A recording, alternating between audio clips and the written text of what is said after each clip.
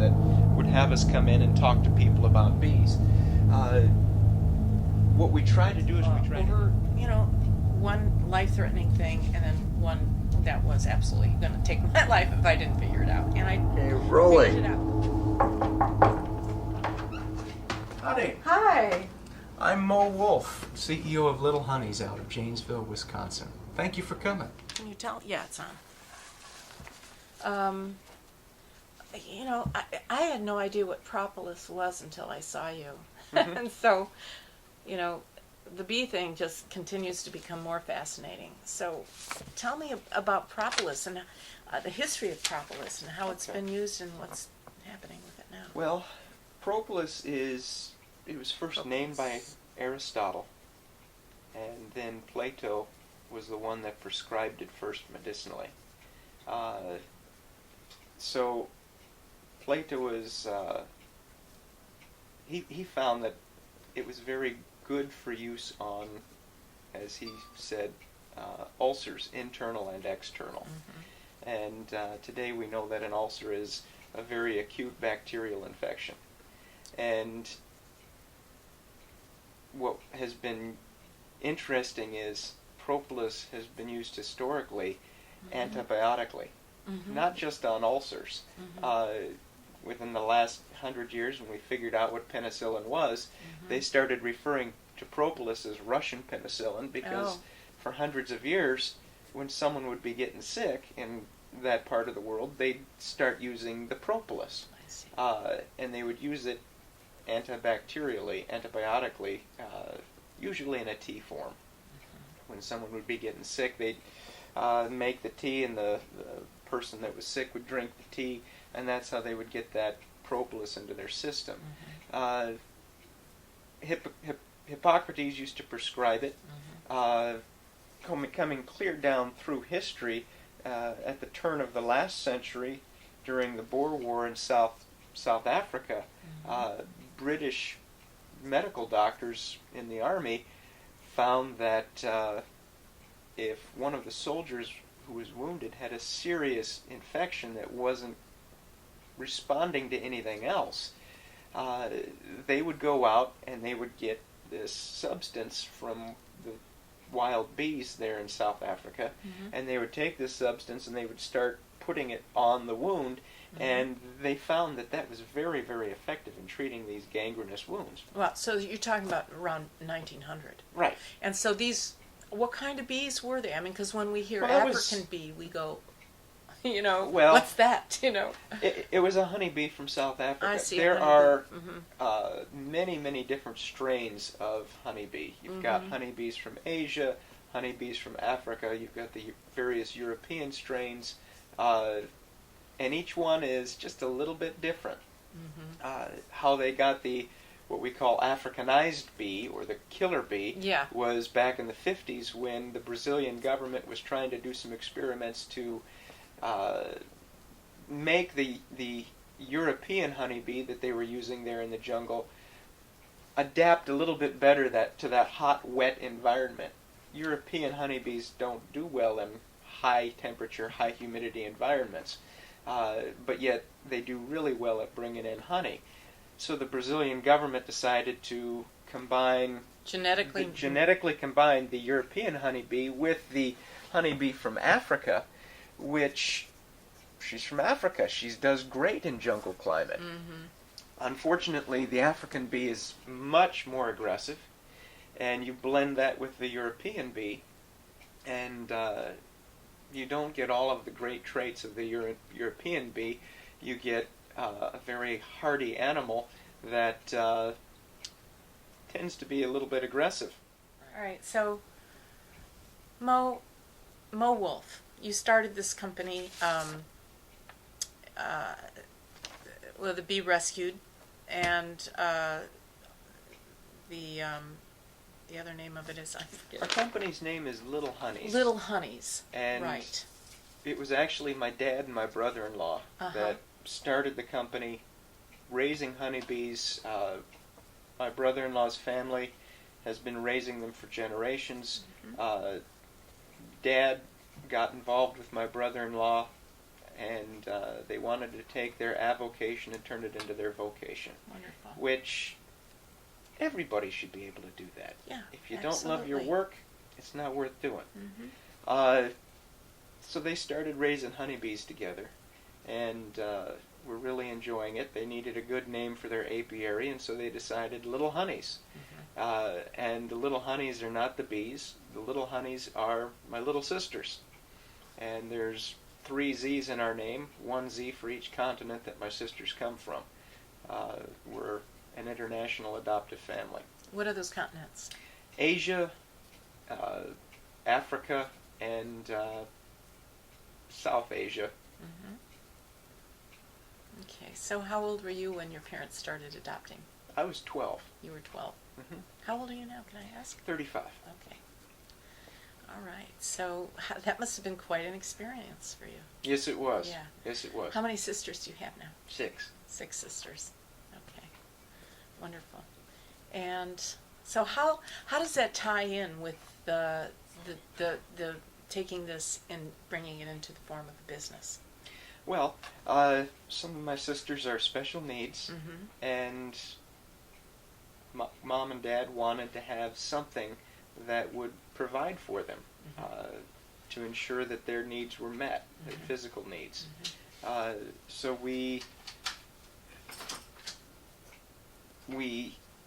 Mom and Dad started selling their honey and their pollen and spun honeys and candles at farmers markets. And then my wife and I, Mercy Joy and I, got involved with the family business. And we started taking some skincare products that we were making for our family with peoples from around the world coming into this particular environment with the alkalinity of our water, the diet, its climate, etc. These all play differently on different physical constitutions. And what we had were some very serious skin maladies on some of my sisters. And so we started working to develop something that might help them, so that way they wouldn't have to take the Western medical answer, which would be a steroid cream for the rest of their lives and put it on those areas. So we came up with what amounted to our moisturizing cream. Then a dear friend of ours who was battling cancer, a little 13-year-old fella, we saw him go through some surgeries and saw him bathed, his torso bathed with radiation, which leaves behind some really horrible burns. And our friend was in great pain. And when someone you care about is in that kind of pain, you don't sit by. You do something. So we went home and we started researching, and we came up with our balm in its prototype form. We weren't intending to take it to market. We just wanted something that would take this little guy's pain away. So how did you make it? Well, The balm. we got our hands on some virgin coconut oil, the best we could find, and started blending that with our propolis and some clove oil and some lemongrass oil, a little bit of tea tree, and we started blending these good things together. We did our chemistry to make sure that they would work together, that they wouldn't combine and form something nasty, Right, sure. or combine and become totally inert. Yeah. How long did it take you? We worked around the clock because we had to have it ready in 5 days, because that's when we would see these people again. I see. And when we saw them again, we had it in a big tin. We even designed a little label with his name on it, had an airplane and his name, and we wanted it to be special for him. Yeah. We didn't just want something in a container that, oh, put this on. No. The little guy had been through so much, he needed something just for him. And so that's what we did. And according to his mama, it worked very well. Well enough that she took took it to the hospital to have them analyze it and make sure that we weren't pulling a fast one, and found out that it was exactly what we said it was. And she came back and said, "Thank you. This needs to get out there." Right. Because if this helped my son this much, taking the pain away, then soothing the symptoms of that burn, then for heaven's sakes, there's other people that need it as well. That's a your Propolis rescue ball. Rescue Ball. That's That wonderful. is this one right here. Right. Great. Wonderful. Okay. I really wanted to buy a bunch of your stuff at Whole Foods the other night, and they said they, didn't have it, but Well, here. they might get it again. Thanks. I'm going to go on your website and I'm going to buy gifts and. Oh, bless your heart. Yeah, I'm very excited about the Thank product. Is that your most exciting product in No. your mind? No, All right. Do you have one that's top of your list? I don't, because I love all of them. You love all of them. Each one of them, my wife and I designed for a specific problem that someone that we cared about was going through. Wow, that's amazing. The toothpaste I designed for myself Yes. because I used it because you gave me a sample and it felt very good. Yes. Yeah. Yes. Yeah. I had some serious health problems, and one of the side effects was damage to my teeth. Mm-hmm. I beat cancer, and What kind of cancer was it? I had brain cancer, Oh my goodness. and was able to get through it, and I relied on propolis again and bee pollen, Mm-hmm. and for me, I was able to beat it.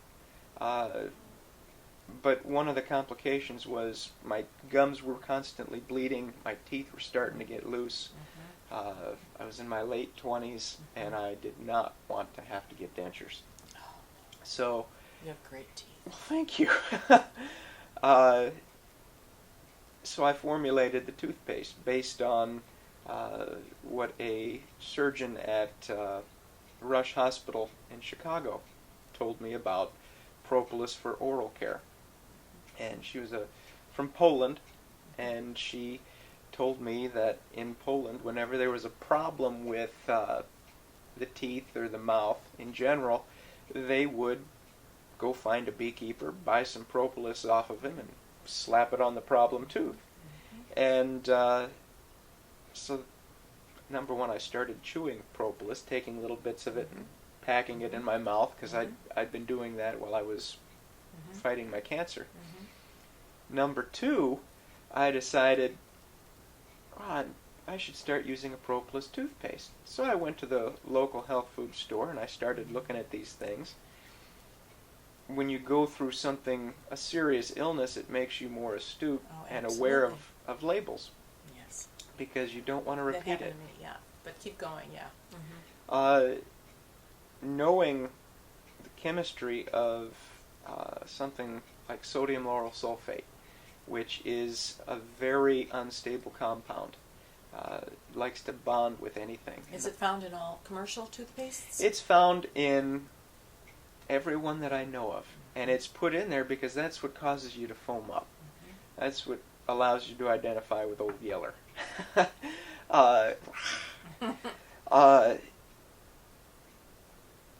Problem is, it bonds with the fluoride. It bonds with all of this other yuck that's in there, and you end up with carcinogens. You end up with these compounds that your body just can't deal with, and they attack the body, and it's a bad scenario. And you're setting yourself up for another perfect storm of events. So I didn't want to mess with that. And it also bothered me that the, quote, propolis toothpastes were white. Propolis is not white. Propolis is green, it's brown, sometimes it's red. It all depends on the resin source. And my other problem I had with it was, if it's truly a natural product, why is it the same every single time? Is this Tom's? Are you talking about Tom's? There's a number of different brands.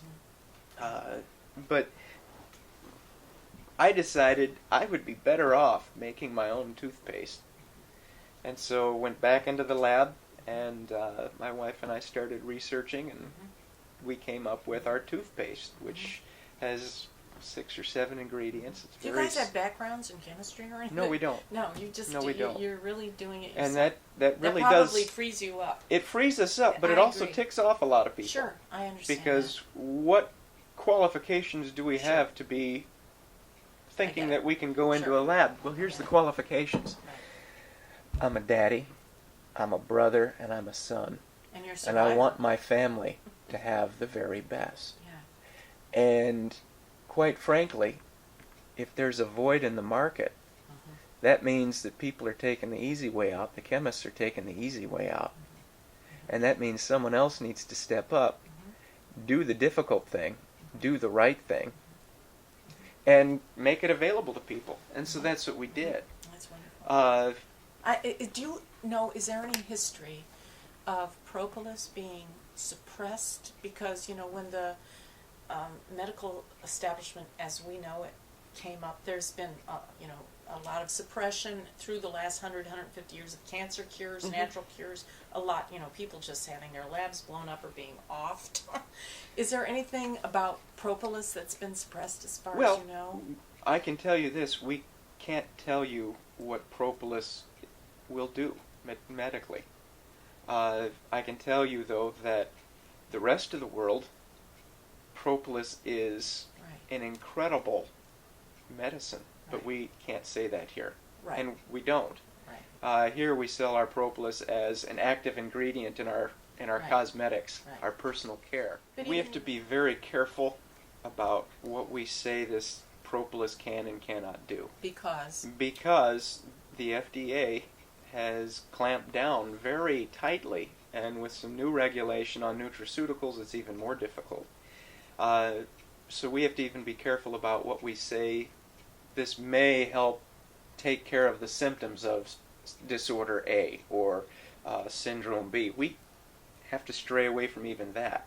I was told, I think it was 2 years ago, in a very official phone call, that all that we can say our rescue balm is good for is dry, chapped, or cracked skin. Now, in the rest of the world, propolis is a powerful tool to the medical community. In Israel, it's been shown to heal burns 70-some% faster with 80-some% less scarring than the traditional copper sulfite creams. And the Royal Academy of Burns in London replicated the same study, and the beauty of the scientific method is you follow the same procedures, and if it's legitimate, you'll get the same results. Well, the Royal Academy of Burns got the same results. In Japan, a lot of research has been done with regard to propolis treating cancer cells. A whole cottage industry has sprung up. But this right here is propolis. And this stuff here, I'm sorry, that probably made a real big bang. That was cool. I thought we had an earthquake. Why don't you hold it up again and say, start where you were. This is propolis. Okay. Hold it up for me. This is raw propolis, and this is what our honeybees create. Now what they will do is they will go out and they will collect resin from specific trees and plants and buds. And they know which resin is going to give them their biggest bang for their buck. Now, what kind of a bang are they looking for? Well, the bees use that propolis to sterilize the inside of the hive. Yes, it's also a building material. Smaller fissures and cracks in the comb or the hive body they'll fill with propolis. But primarily what they're doing is they're sterilizing the inside of the colony with it. Honeybees, I like to say, are nature's obsessive compulsives. If it ain't perfect and they can't make it perfect, they'll leave. It's very simple. But the inside of a beehive is cleaner than an operating room.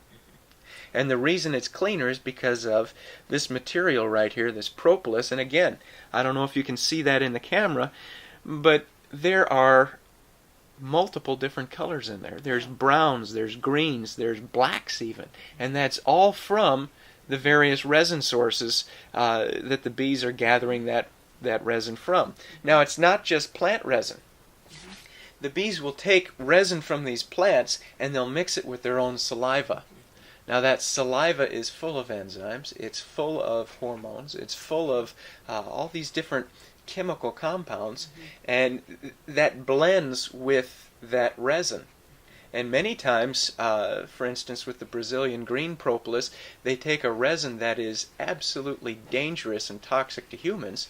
In fact, it's mutagenic to the human body.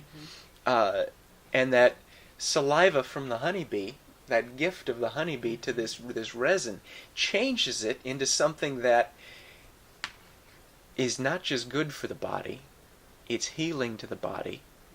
And the entire Japanese market has sprung up to develop more production of this Brazilian green. So it takes the honeybee in order to make this. You can't make this from anywhere else. So at the Japanese market, so why is it at the Japanese market that's going for this? Because they don't have a government agency saying, you can't say this will help take care of a problem. Here we've got regulations saying what we can and cannot say. So this has to be word of mouth. Well, it has to be word of mouth. We rely on the knowledge of our customers because we can't say it, and we won't say it. Right. And what we rely on is the way we sell it is either an active ingredient in our cosmetic, personal care items, or we do sell it in just raw form as a food on our website. Okay. So if I was sick, say, what kind of an ailment would this form of propolis? I could buy a jar. If I want to stay in business, I can't tell you. I can't. Wow. But you have your own ideas. Part of being an American and what the rest of the world finds so difficult to understand is part of being an American is personal responsibility. We have freedom of speech not to go out and say filthy things or whatever we want. Our freedom of speech is to make the correct choice and be able to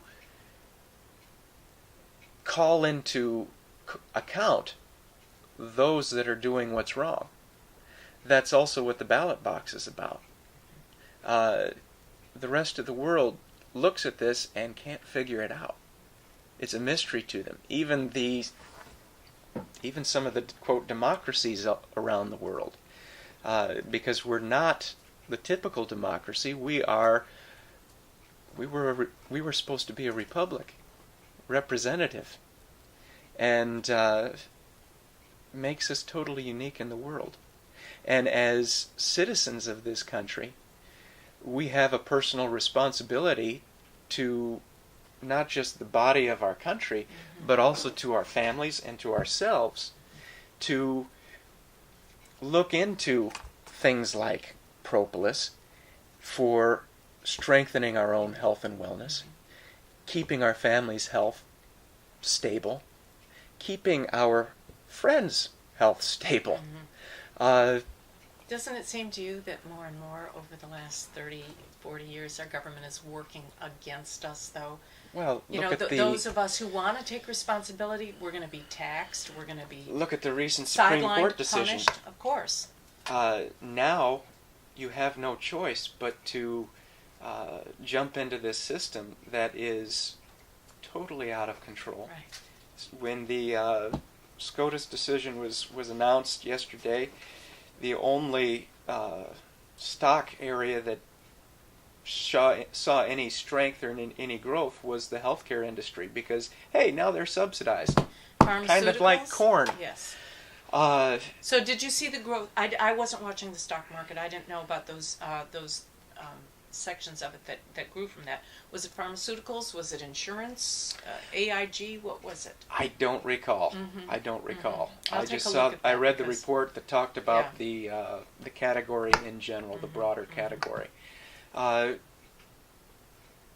this is the United States of America. We don't need and we don't want someone telling us how to be healthy. We don't want or need someone telling us how to raise our families. Right. What Now, we that's want the is way someone I to s- protect us Yeah. from outside problems, Right, exactly. to provide the opportunity for our inalienable rights, Right. life, liberty, and the pursuit of happiness, not happiness, Right. the pursuit of. Pursuit of. The freedom to choose. So that's the way I see the law, because I've always been a self-healer. I don't even, I went around and around enough with that system, and it hurt me. And so I was forced to seek out other ways, and I prevailed over, one life-threatening thing, and then one that was absolutely going to take my life if I didn't figure it out. And I figured it out both times. And so self-responsibility is a big issue with me. I'm horribly offended by what's happened. But the liberal or the Obama supporters say, well, no, now we're going to have single mothers and children and so poor people are going to be able to afford health care. And I'm like, I'm not sure if, I want to talk to you in 2 years and find out how that's actually affected those people. Let's just track that. I think that part of the beauty of the United States is a safety net for those who have no alternative. But we've made that safety net so broad Yeah, too broad. for those I'm that going to get punished. don't by it. need it. Yeah, and I don't want it.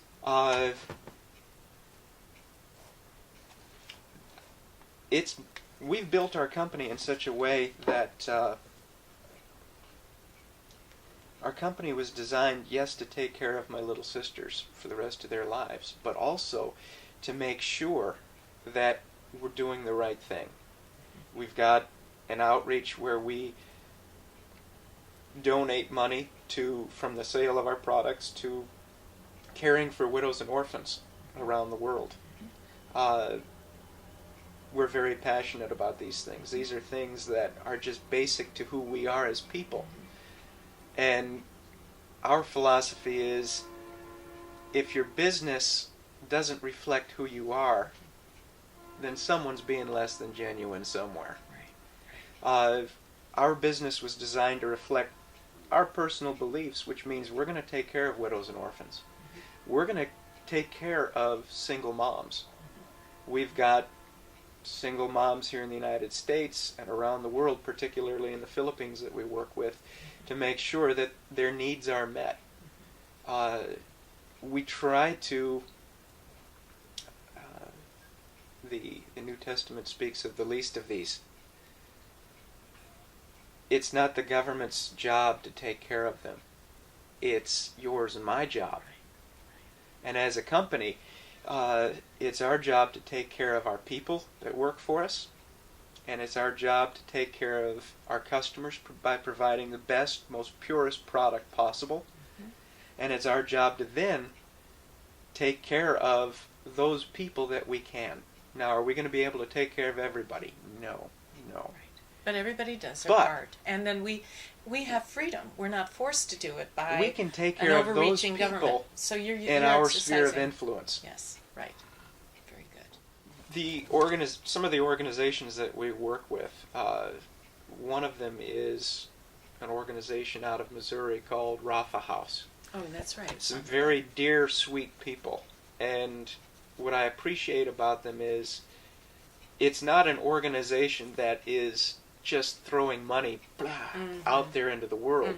They're an organization that has people boots on the ground that are going in Southeast Asia and rescuing children from the sex slave trade. And they will go in and they will rescue these kids, and they don't just leave it there. Then they go after the bad guys, and they try to use the legal system in these countries to go out there and take these bad guys and get them legally neutralized and behind bars. How did you find out about Rafa? Did you have a personal contact? No, I didn't. I did what so many people do. I did a web search. You Googled. I yeah. was looking for somebody who I have sisters from Asia, Southeast Asia. Right, right. I was looking for somebody that was doing work there Mm-hmm. where it's ground zero, one of the major ground zeros in the sex trade, Mm-hmm. Mm-hmm. which is vile Yeah. and It's pervasive. needs to be stamped out. Yeah. And I wanted to partner with somebody that was working to do that. And I found these dear people. Wonderful. And we have tried working with them. As our business grows, I can't wait to write them a check and say, let's go build an orphanage. Write them another check and say, let's get the best possible people in there to run it. Mhm. I can't wait to do that. And the beautiful thing is when someone's doing something as simple as brushing their teeth or shaving with Be Rescued in the morning, they're partnering with us to get closer to that. One of the other things that we do is we work with some people in the Philippines to partner with single moms. Now, these are places in the world where it's a social taboo to be a single mom. Oh. And you are lower than low if you are in that position. And so these dear ladies have to do whatever they can to survive. And what we do first is we come alongside of them and say, number one, you were made in the image of Adonai, Elohim. You have value because of that. You have more value than you've ever dreamed of just because of that. Number two, you need to get some medical treatment, and we're going to help you with that. Your kids need some medical treatment. You've been doing everything under the sun just to be able to buy powdered milk for your babies. That stops now, because now you're going to have a clean, safe place to live. You're going to have food. Your kids are going to be able to go to school. Now, Mom, now that you've got some stability in life, you need some education as well. And so we provide some online education. In certain circumstances, we're able to go beyond that. And your wife is from the Philippines? My wife is Filipina, yes, she is. So, do you go there now and then? Do you still have I relatives? wish we could. Yeah. We do have family there. My Yeah. wife's family is still there. Right. And but unfortunately, financially and time-wise, it's just too tight Right. Right. to get over there as much as we would like. Right. This is some of our honeybees. This is an observation hive, and we actually truck this hive full of bees around the country to various schools and stores and community organizations that would have us come in and talk to people about bees. What we try to do is we try to educate people about bees, because most people don't know anything about them.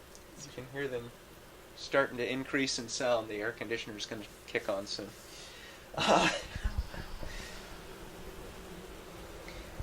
But these ladies right here are a strain of Apis. Hold it up there. That was great. Okay. If you want, put it right here. You'll be able to hear really well. Oh my God.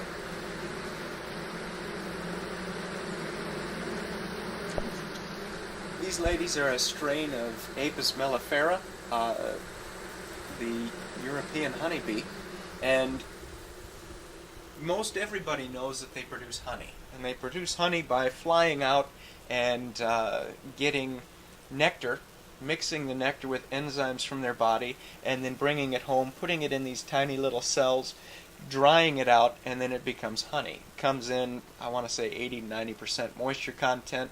They dry it out to around 18% moisture content.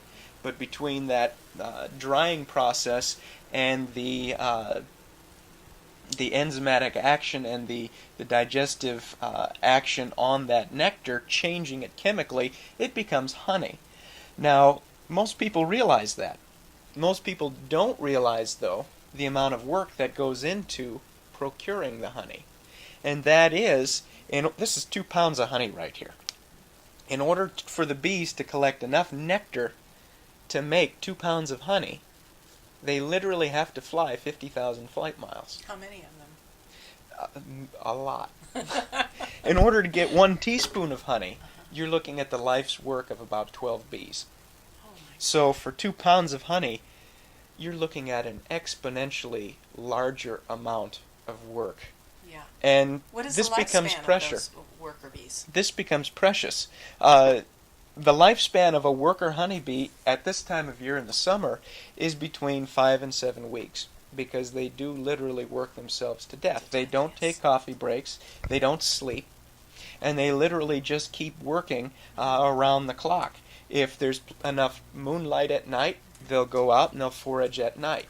If there is not enough moonlight, they'll be working within the hive. Everybody within the colony has their own job function, and it is probably one of the last functional families on Earth. But what you also That's have... because they have a queen, and everybody knows who's the boss. Just kidding. You had to go there, didn't you? I did. I had to. This is beeswax.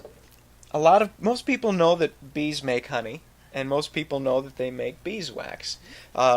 Beeswax comes from the bees processing honey through their bodies, and a little gland on their tummies actually makes a small flake of wax.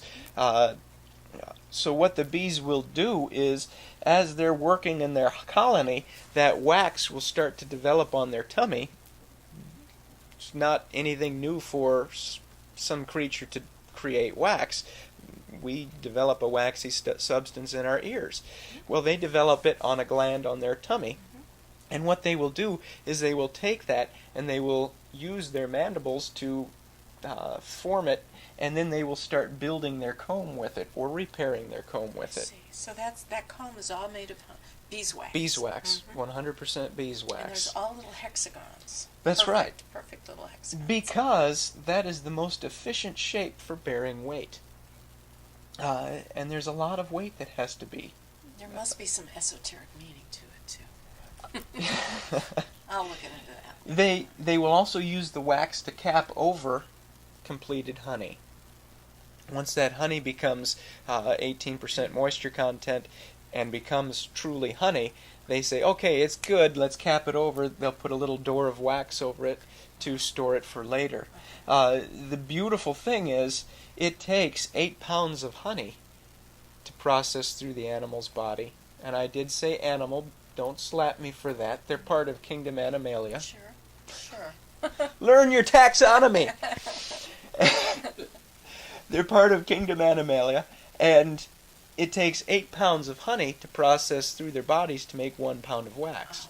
So in order to make this 1 ounce of wax, it took 8 ounces of honey, which means this 1 ounce of wax represents 12,500 flight miles from the honeybee as well. And what she will do is she will go out and she will mix specific plant resins with her own saliva. And she will bring it home and she will polish each one of these cells individually with it. She will put a shellacking of the propolis over the wood to help seal it and to help sterilize it. If a bumblebee were to come in here, number one, they'd kill the bumblebee, they'd jump on it and they'd hug it and they'd heat its body up to around 119 degrees. That bumblebee will die at 118 degrees. These ladies would die at 121 degrees. So it's very, very specific. But once that bumblebee dies, these ladies are too small to haul her out, so what they will do is they will literally embalm her with propolis. Because if there's death in the hive and they can't get rid of it, then there's also going to be decay, and decay violates sterility.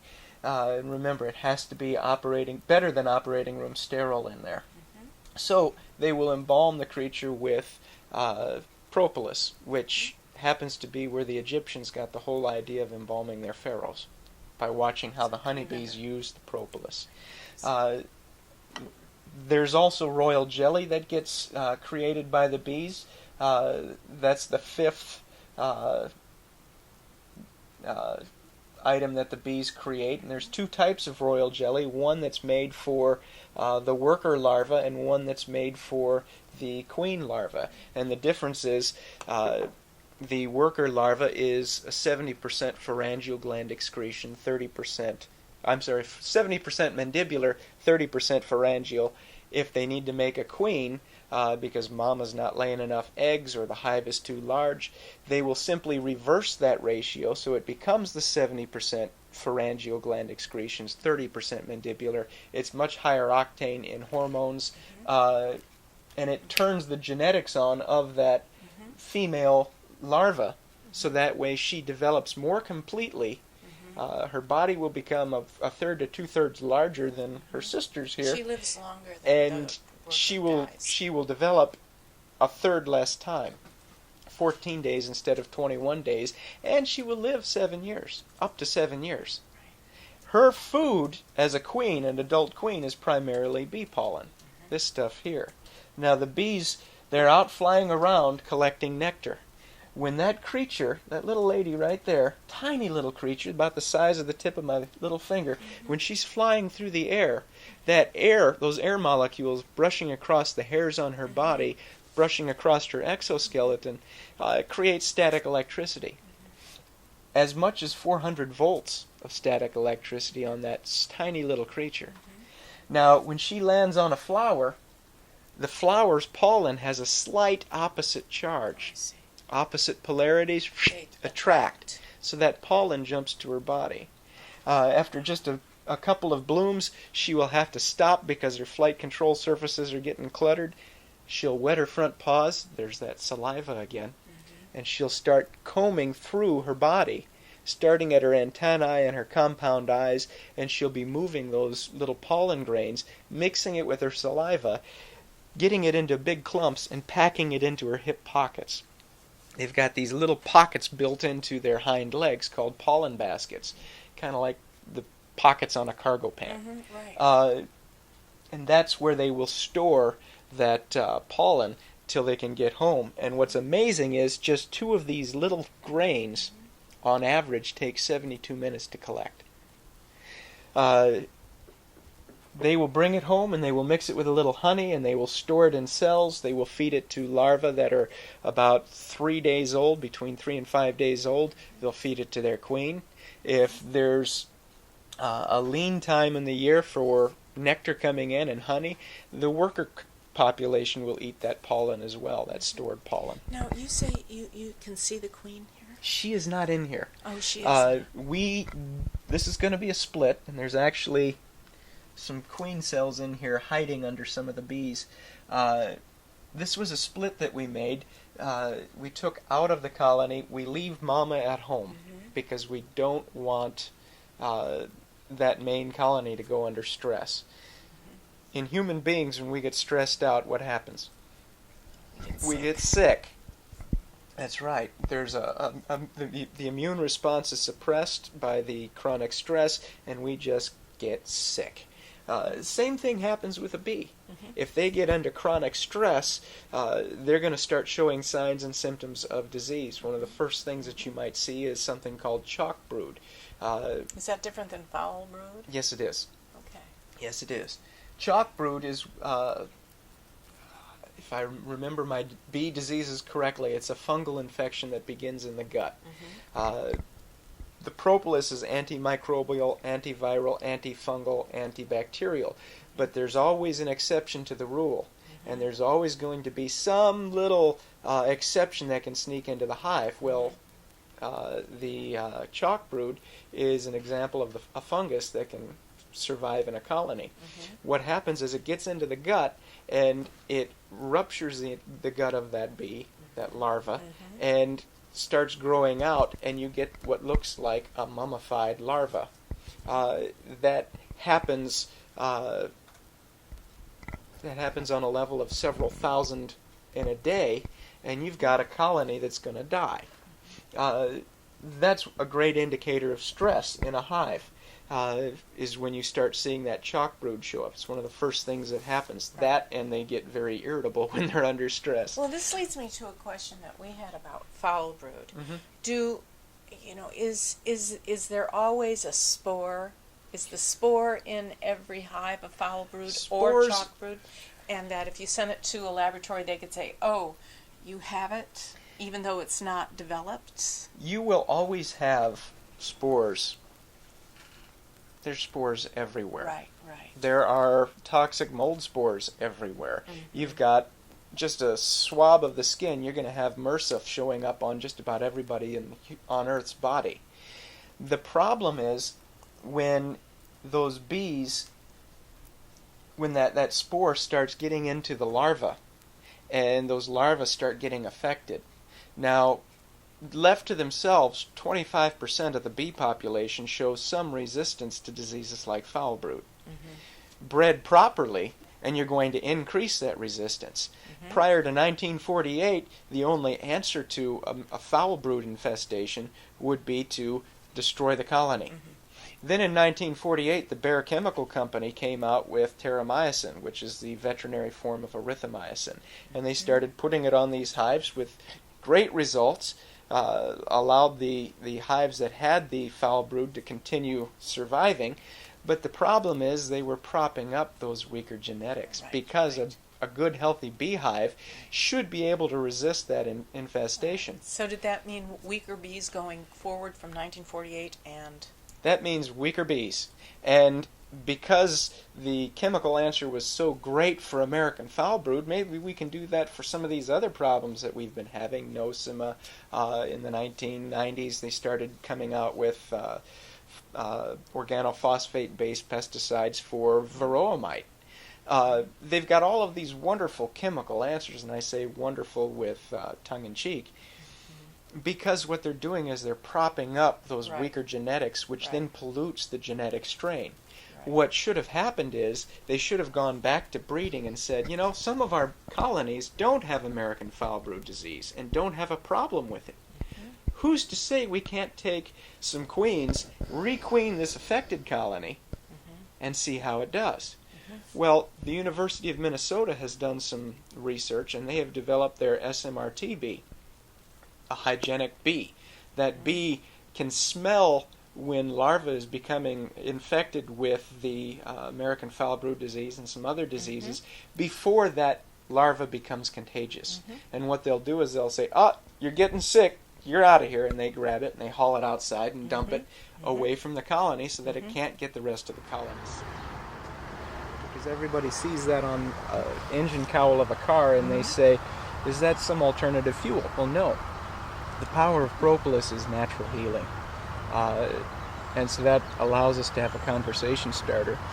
We put our brand on the car, obviously, and our website, because what we found is as we're driving around the country in it, doing different speaking engagements, different meetings, people see our website, and it's a unique little car, and they then will look it up, and they'll start getting into all of the education material on our website.